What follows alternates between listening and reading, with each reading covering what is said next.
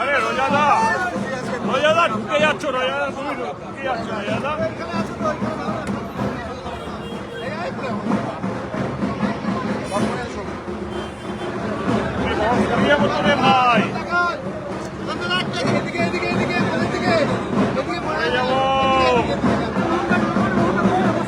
ভারত মাতা কি ভারত মাতা কি ভারত মাতা কি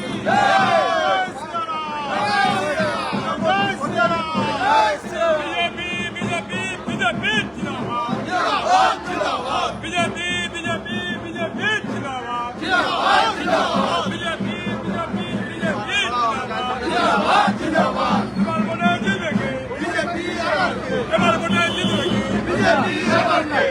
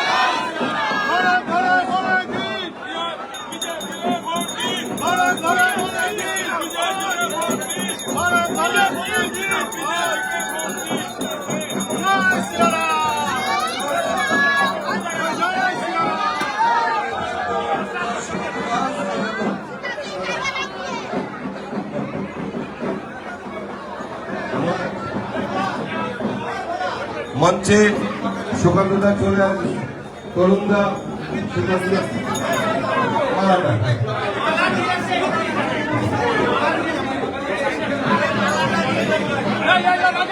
সবাই একটু রিপোর্টারদের কাজ করতে দেন।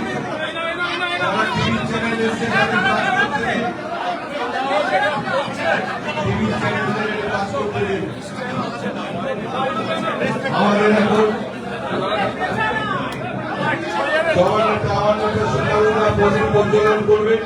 আজকে রাজারহাট গোপালপুর বিধানসভার প্রধান কার্যালয় উদ্বোধন করলেন, এবার প্রদীপ প্রজ্বলন করবেন। সুকান্তদা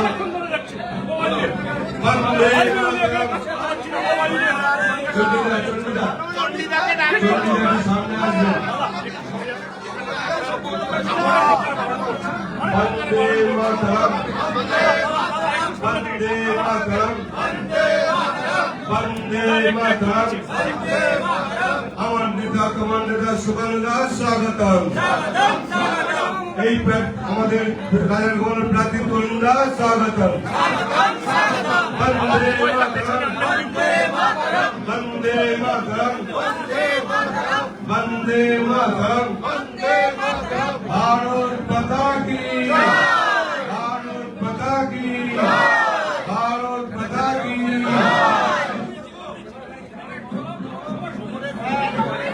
আমরা যারা কার্যকর্তা আছি তারা একটু বন্দে মাতরম, বন্দে মাতরম।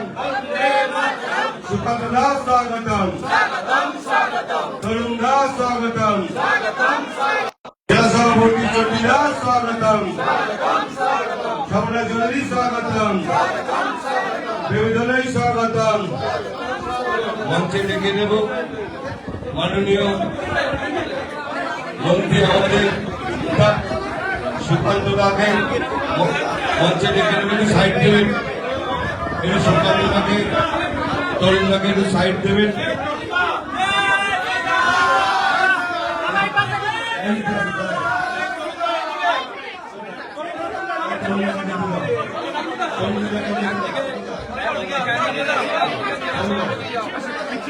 পিছিয়ে আসো একটু, তোমাকে বলছি।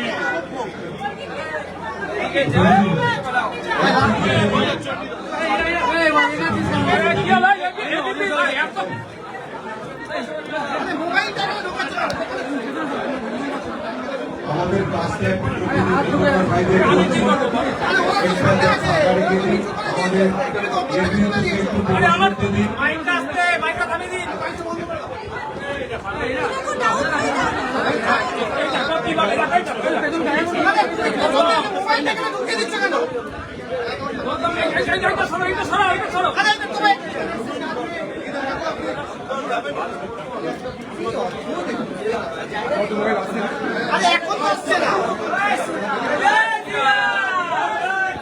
আমাদের এতবারে উঠিয়ে দিলে আমার মুখ থেকে কেটে যাচ্ছে, সামনে দেখে যাও বলবে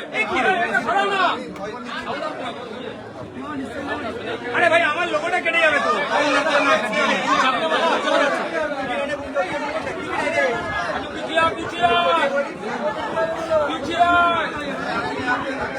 হ্যাঁ রেডি রেডি রেডি আস্তে আজকে নির্বাচনের 2026-এর এই রাজারহাট গোপালপুর বিধানসভায় পার্টির তরফ থেকে ঘোষিত প্রার্থী প্রখ্যাত অ্যাডভোকেট এবং আমাদের রাজ্যের টিভি প্যানেলিস্ট, অন্যতম টিভি প্যানেলিস্টদের একজন শ্রী তরুণজ্যোতি তিওয়ারি, তার 42 শুভ সূচনা এবং তার সাথে আজকে তার যে নির্বাচনী কার্যালয় তার শুভ উদ্বোধন হল। তাতে আমাদের এখানকার প্রার্থী তরুণজ্যোতি উপস্থিত আছে, আমাদের জেলা সভাপতি চণ্ডী শরণ রায় তিনি উপস্থিত আছেন আমাদের জেলার এই এলাকার সব থেকে পরিচিত নেতা স্বপন রায় নেত্রী আর সভ্যতা গ্রামে যাকে আমরা সবাই চিনি, উপস্থিত আছে বেবিদি সহ অন্যান্য নেতৃত্ব, অনেক নেতৃত্ব এখানে উপস্থিত আছে। দেখুন আজকে এই বিধানসভায় এমন একজন বিধায়ক আছেন যাকে বিধায়ক হিসেবে কেউ চোখে দেখে না, দেখে অন্য একজনকে। কিন্তু বিধায়ক হচ্ছে এখানে দেবরাজ। সামনে যাকে আপনারা দেখতে পান তিনি বিধায়ক বা বিধায়িকা কেউ নয়। এই দেবরাজ 21-এর পোস্টপোল ভায়োলেন্সে আমাদের কর্মী খুনের মামলার সাথে যুক্ত। বিভিন্ন যে সিন্ডিকেট এই এলাকায় চলে তার মূল পান্ডা হচ্ছে দেবরাজ। চাকরি চুরিতে এর নাম আছে, কোনো কারণে হয়তো এখনো জেলের ভেতরে ঢোকেনি, আগামী দিনে নিশ্চয়ই ঢুকবে। তার প্রতিভা দেখে আমার বিশ্বাস আছে। তার এক সময় পূর্ণেন্দু বেসুর আত্মসহায়ক ছিল পিএ, সেখান থেকে আজকে এত বড় জায়গায় পৌঁছে গেছেন, কোটি কোটি টাকার সম্পত্তির মালিক। এ নামে যে কত কোটির মালিক বলে শেষ করা যাবে। ইউরোপ ট্যুর থেকে বিভিন্ন জায়গায় ঘুরে বেড়ান, সেসব তো ব্যক্তিগত জীবন, বেশি কিছু বলতে চায় না। কিন্তু সেই জন্য আমরা মানুষের কাছে আবেদন রাখছি, ওই স্বচ্ছ ভাবমূর্তির একজন কলকাতা হাইকোর্টের আইনজীবীকে আমাদের পার্টি এখানে প্রার্থী করেছে। আমাদের ভাই তরুণ জ্যোতি, সেই এই এলাকারই বাসিন্দা, এই বিধানসভায় তিনি থাকেন। এবং আমরা মানুষের কাছে আবেদন জানাচ্ছি, পশ্চিমবঙ্গে বিজেপি সরকার তৈরি করার জন্য তরুণজ্যোতি তিওয়ারির হাত শক্ত করুন, আমাদের বিজেপির হাত শক্ত করুন এবং তরুণজ্যোতি তিওয়ারিকে পদ্মফুল চিহ্নে ভোট দিয়ে বিপুলভাবে জয়যুক্ত করুন। মুখ্যমন্ত্রী আজকে 10 দফা প্রতিজ্ঞা পত্র প্রকাশ করেছেন, ম্যানিফেস্টো। তাদের 10 দফা প্রতিজ্ঞা, স্বাস্থ্য শিক্ষা ক্ষেত্রে কি কি উন্নয়ন হবে, নতুন পশ্চিমবঙ্গের তৃণমূল সরকার তৈরি হলে 10টি প্রতিজ্ঞা দিচ্ছেন মুখ্যমন্ত্রী। দুয়ারে শিক্ষা, দেখুন, দুয়ারে শিক্ষা, দুয়ারে স্বাস্থ্য, এসব অনেক কিছুই লিখছে। কিন্তু আমরা বিগত বছরগুলোতে দেখেছি দুয়ারে বোমা পৌঁছেছে, দুয়ারে রোহিঙ্গা পৌঁছেছে, দুয়ারে জঙ্গি পৌঁছেছে, এগুলোই দুয়ারে পৌঁছেছে, বাদ বাকি কিছু দুয়ারে পড়েনি। দুয়ারে বন্যার জলও পৌঁছেছে, ঘরের ভেতরে পৌঁছে গেছে নৌকো। মুখ্যমন্ত্রীর দৌলতে এগুলোই পৌঁছেছে। আর রাজ্যের মানুষ প্রত্যেকেই জানেন যে মুখ্যমন্ত্রী এমনি বললেই কতটা মিথ্যে কথা বলেন। এখন প্রতিজ্ঞা বলে বলছে, তাহলে মিথ্যে কথার কত বড় ডিগ্রিটা এটাতে লাগাবেন। সুপারলেটিভ ডিগ্রিরও বেশি ডিগ্রি যদি কোনো থাকে ইংরেজি গ্রামারে, আমার জানা নেই। আমরা সুপারলেটিভ ডিগ্রি হিসেবে অবধি জানতাম বা জানি। তার থেকেও যদি বড় কিছু মিথ্যে কথা বলার কিছু থাকে তাহলে মুখ্যমন্ত্রী এখন সেটাই বলছে। কেন্দ্রীয় সরকার জেলা এই বাংলার উপরে, সেই কারণে এই বাংলায় ঘোষিত প্রেসিডেন্ট রুল করে দিয়েছে। বর্ডার থেকে টাকা বন্দুক ড্রাগ মাফিয়া ঢোকাচ্ছে, প্রায় সব আইএএস আইপিএস চেঞ্জ করছে কেন্দ্র। দেখুন, মাননীয় মুখ্যমন্ত্রী যখন নির্বাচনের আওতায় ছিলেন না, অর্থাৎ মডেল কোড অফ কন্ডাক্ট হয়নি, তখন কি পশ্চিমবঙ্গে বোমা, গুলি, ড্রাগ কোনো কিছু কম ছিল নাকি যে নতুন করে কাউকে ঢোকাতে হবে? সব জায়গায় মাসে 2 মাস অন্তর পর পর, 1 মাস অন্তর পর অ্যামোনিয়াম নাইট্রেট থেকে শুরু করে, জিলাটিন স্টিক থেকে শুরু করে বীরভূম জেলাতে, কলকাতায় অ্যামোনিয়াম নাইট্রেট ধরা পড়েছে। বোমের কারখানা ফেটেছে একের পর এক, অবৈধ বাজি কারখানা ফেটেছে, বোম ফেটে তৃণমূলের নেতা মারা গেছে, একের পর এক এই ধরনের ঘটনা ঘটেছে। এনআইএ তদন্ত চলছে। তারপরে মুখ্যমন্ত্রী কোন নির্লজ্জতার সাথে এই ধরনের কথা বলে? বাংলার মানুষ দেখছে যে মুখ্যমন্ত্রী কেমন যেন খেপারে টাইপের হয়ে যাচ্ছে। যত নির্বাচন এগিয়ে আসছে, ওই আমাদের পাড়ার খেপি পিসিমার কিছু থাকে আর কি। তাকে একটা কেউ ছোট কথা বললে ঢিল তুলে মারতে যায়। মুখ্যমন্ত্রীর অবস্থা সেই দিকে চলে যাচ্ছে। দেখুন, ওরা তো সুপ্রিম কোর্টে গেছে, তো সুপ্রিম কোর্টে গিয়ে তো কপিল সিব্বলের মতো অনেক তোতা পয়না উনি পুষে রেখেছেন। কপিল সিব্বল, অভিষেক মনু সিংভি, তো তাদেরকে দিয়ে সুপ্রিম কোর্টের কথা কও না, বহু কথা কও না, কথা বলে দেখুক তারা। সুপ্রিম কোর্ট তো ওনাদের কথায় সাই দিচ্ছে না। সুপ্রিম কোর্ট তো নির্বাচন কমিশনের কথাকেই সাই দিচ্ছে। অতএব নির্বাচন কমিশন সঠিক রাস্তায় আছে বলে আমার মনে হয়, কারণ যেটা সুপ্রিম কোর্ট বলছে, আমি বলছি। এটা নিয়ে বলছেন যে অ্যাডমিশনের 60 লক্ষ, তার মধ্যে 22 সমস্যার সমাধান করতে এত সময় লেগে গেল। দেখুন, এই তো পক্ষান্তরে জাজেদের উপরে প্রশ্ন তুলে দেয়। মুখ্যমন্ত্রী যারা জুডিশিয়াল অফিসার আছেন তাদের কর্মদক্ষতার উপরে প্রশ্ন তুলছে। এতে আমার আর কি বলার আছে? কোর্টই বলবে, মহামান্য আদালত বলবে। মহামান্য আদালতের প্রধান বিচারপতির উচিত কগনিজেন্স দেওয়া। যে রাজ্য সরকার এই 15 বছরে একবার ঠিক করে এসএসসি করতে পারলো না, সে অন্যের আবার চালুন দেখে সূচের ফুল, সেই হয়েছে অবস্থা। যারা কোনো কাজটা ঠিক মতো করতে পারে না, এই 15 বছরে একটা শিল্প আনতে পারেনি, একটা শিল্পপতিকে দিয়ে কোনো শিল্প স্থাপন করতে পারেনি, সেই মুখ্যমন্ত্রী বড় বড় কথা বলছে। সুকান্তরা, আজকে বিজেপি দপ্তরে বেশ কিছু কর্মী সমর্থক প্রার্থী পছন্দ না হওয়ায় বিক্ষোভ চলছে সল্টলেকের বিজেপির যে পার্টি অফিস সেখানে কুলপি এই বিধানসভা এলাকার প্রথম এন্টালি তারা বিক্ষোভ দেখাচ্ছেন, একেবারে হস্তগত পরিস্থিতি। দেখুন, এটা অত্যন্ত স্বাভাবিক, কারণ বিজেপি এবার ক্ষমতায় আছে। ক্ষমতায় এলে সবার ইচ্ছা হয় যে আমি বিধায়ক, আমার ইচ্ছে হবে, ওর ইচ্ছে হবে, ওনার ইচ্ছে, ওনার ইচ্ছে হবে, পাবে তো একজন, যে পেয়েছে একজন পেয়েছে, আমরা তো পাবো না, কেউ আমরা পাইনি। তো সেই জন্য অনেক সময় মনে দুঃখ কষ্ট হয়, আমরা এগুলো কথা বলে সমস্ত কিছু মিটিয়ে দিই।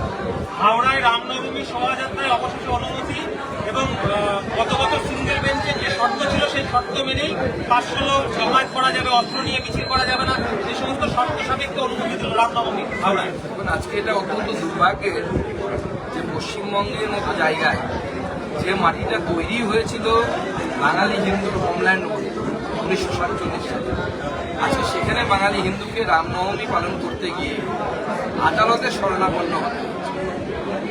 আমি আপনার বাঙালি জনসাধারণ পশ্চিমবঙ্গ ব্যাপী যারা আছে তাদেরকে ভাবতে পারবে কেন এটা হচ্ছে, এবং এর প্রতিকার কি। এর একমাত্র প্রতিকার হচ্ছে বিজেপি।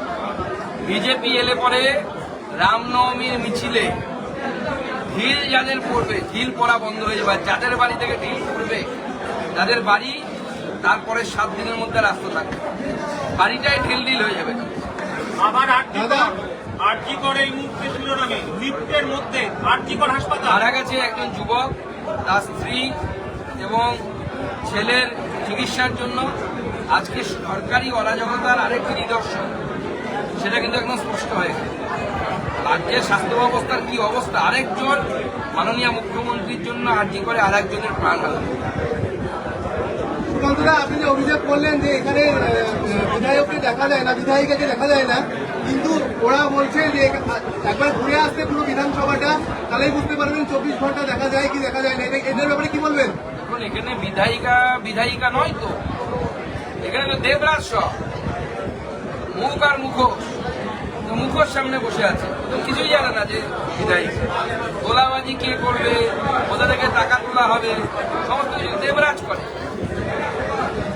কিন্তু সাপ্লিমেন্টারি তালিকা বারবার পিছিয়ে যাচ্ছে। 25,34,000 এখনো পর্যন্ত বিবেচনাধীন ভোটারের নথি নিষ্পত্তি হয়েছে। 35 লক্ষের ভবিষ্যৎ কি তারা কি আদৌ ভোট দিতে পারবেন? বারবার যেভাবে পিছাচ্ছে, তখন এটা নির্বাচন কমিশন এবং তার সাথে মহামান্য আদালতের বিষয়। যেহেতু ম্যাটার সার্ভিস, প্রধান বিচারপতির দেখরেখে কলকাতা হাইকোর্টের জুডিশিয়াল অফিসাররা পুরো ব্যাপারটি দেখরেখ করছে। আমার মনে হয় না কোনো রাজনীতিবিদেরই এই বিষয়ে বেশি কিছু বলা উচিত হবে। গত বিধানসভায় শ্রমিক ভট্টাচার্য একটা অভিযোগ করেছিলেন যে বাগুইআটি এবং কসবা অঞ্চলে সব থেকে বড় সমস্যা হচ্ছে জলস্তর নেমে যাওয়া। একই অভিযোগ দিয়ে এবারও আমাদের প্রার্থী রাখছেন বা আমরা একই অভিযোগ করছি। আমাদের প্রার্থী এই বিধানসভার একটি বড় চার্জশিট, এখানে চার্জশিট পেশ হয়েছিল এর আগে, কিন্তু তার সাথে সাথে এবার আমরা বিস্তৃত চার্জশিট আমাদের প্রার্থী সেগুলো মানুষের কাছে নিয়ে যাবে যে এই এলাকার সমস্যা কি, সমস্ত সমস্যা, তোলাবাজি থেকে শুরু করে প্রত্যেকটি জায়গায় তোলাবাজি চলে এই বিধানসভা। জলস্তর নেমে যাওয়া একটা বিরাট বড় সমস্যা। আগামী দিনে কলকাতা সহ সংলগ্ন অঞ্চল এটা সামনে ফেস করতে চলেছে। এই প্রত্যেকটি বিষয় আমাদের বিধানসভার চার্জশিটে থাকবে। আগামী দিনে যে বৃহত্তর চার্জশিট হবে বা আমাদের প্রার্থীর মুখ থেকে আপনারা যে চার্জশিটটা পাবেন, এবং তার সাথে বিজেপি এলে কি হবে সেই বিষয়ে আমরা বলছেন উচ্চ থেকে ওটা সব নেতা বাংলায় বসে থাকবে, এত পেটে লোক এলে খাওয়াবো কি? আমার তো ভয় গ্যাস নেই, গ্যাস ফুরিয়ে যাচ্ছে, বাইরের লোক এসে সব গ্যাস বাংলার পরে গ্যাসের সংকট, বাইরে থেকে এত লোক আসছে, বিজেপি ঢোকাচ্ছে, তো গ্যাসের সংকট আরো বাড়বে। মাননীয় মুখ্যমন্ত্রী বলুন যে আমাদের সংস্কৃতিতে বাইরে থেকে যদি কেউ এসেও থাকে, আমার জানা নেই কে বাইরে থেকে এসেছে, তো আমাদের সংস্কৃতিতে বাইরে থেকে কেউ এলে তাকে আমরা অতিথি বলি, অতিথি দেব ভব। কিন্তু সমস্যা কি, মুখ্যমন্ত্রী এটা বলতে পারেন না, কারণ যারা বাইরে থেকে আসছেন তারা ভারতপন্থী। এটা যদি বাংলাদেশ থেকে রোহিঙ্গা আসতো, জামাতের 2-4টে নেতা আসতো দাড়ি টুপি পরে একদম তেল মাখিয়ে সুরমা লাগিয়ে, মুখ্যমন্ত্রী বলতেন আয় রে ভাই বুকে আয়, মুখ্যমন্ত্রী বুকে দিয়ে আগলাতেন তাদেরকে। তখন মুখ্যমন্ত্রীর গ্যাসের চিন্তা হতো না, চালের চিন্তা হতো না, বোমারও চিন্তা হতো না। বোমারও চিন্তা তিনি করতেন না, তিনি বারুদ বোমা সব সাপ্লাই করতেন, গ্যাস সহ। সিলেটের ডিস্ট্রিক্টও দিয়ে দিতেন, বাবা ওরাও। নির্বাচন কমিশনের সমালোচনা করে ওমর আব্দুল্লাহ, কেজরিওয়াল তারা পোস্ট করছেন। তারা বলছেন যে বিজেপির বিরুদ্ধে লড়াইয়ে জয়ী হবেন মমতা বন্দ্যোপাধ্যায়। এইভাবে ভোটারদের নাম বাদ দিয়ে প্রশাসনকে কাজে লাগিয়ে দিল্লিতেও জিতেছে বিজেপি। অন্যদিকে ওমর আব্দুল্লাহ বলছেন ঝড়ের থেকে আধিকারিকদের বদলি করা হচ্ছে, অবিজেপি রাজ্যেই এমনটা হচ্ছে। অবিজেপি রাজ্য কেরালাও আছে, সেখানে তো হচ্ছে না। আমি পাল্টা যুক্তি দিয়ে বলছি, অবিজেপি রাজ্যে যেখানে ভোট হচ্ছে সেখানে সব জায়গায় এরকম হচ্ছে না। পশ্চিমবঙ্গে হিংসা হয় ভোটে, পশ্চিমবঙ্গে আধিকারিকরা মমতা বন্দ্যোপাধ্যায়ের চাকর বাকরের মতো কাজ করে, সেই জন্য এদের পরিবর্তন আবশ্যক। আর এই দুজনের ব্যথা তো আপনারা জানেন। বলেছিলেন এনারা, আব্দুল্লাহ সাহেব বলেছিলেন এবং তার সঙ্গী সাথীরা বলেছিল যে কাশ্মীরে 370 ধারা বাতিল হলে পতাকা তোলা, ভারতের পতাকা তোলার লোক পাওয়া যাবে। 370 ধারা বাতিল হয়ে গেছে, স্বয়ং রাহুল গান্ধী প্রিয়াঙ্কা গান্ধীকে তিরঙ্গা সেখানে উঠাচ্ছে। বুকে তো ব্যথা হবে। কেজরিওয়াল তিনি শীষমহল বানিয়েছিলেন দিল্লিতে, তার শীষমহল এই মুহূর্তে ধ্বংস হয়ে গেছে। সেখানে বিজেপির সরকার, বিজেপি দেখা গুপ্তা অত্যন্ত ভালো সরকার চালাচ্ছে। কেজরিওয়ালের দক্ষতা আছে, ভাবছেন মমতা বন্দ্যোপাধ্যায় বুঝি বিজেপিকে হারাতে পারবেন, সেই জন্য এরা পাশে দাঁড়াচ্ছে। এদের অবস্থা যেরকম হয়েছে, মমতা বন্দ্যোপাধ্যায়ের অবস্থাও কেজরিওয়ালের মতো। প্রার্থী হয়েছেন কুণাল ঘোষ, তিনি এবার অভিনয় করছেন একটি সিনেমায়, পুলিশের অভিনয় করছেন। সেই পুলিশের পোশাক পরে কমিশনকে কটাক্ষ করছেন। চোর আবার পুলিশ সেজেছে। কিন্তু আমার বক্তব্য হচ্ছে, কুণাল ঘোষ বাবু যখন প্রচারে যাচ্ছেন তখন কি গাড়িতে যাচ্ছেন না ভ্যানে যাচ্ছেন, কালো ভ্যানে? এখন তো সবাই বলছে, ফেসবুকে লিখছে সবাই, বলবে এবার বেলে ঘাটা, আমাদের প্রার্থী জেল ঘাটা।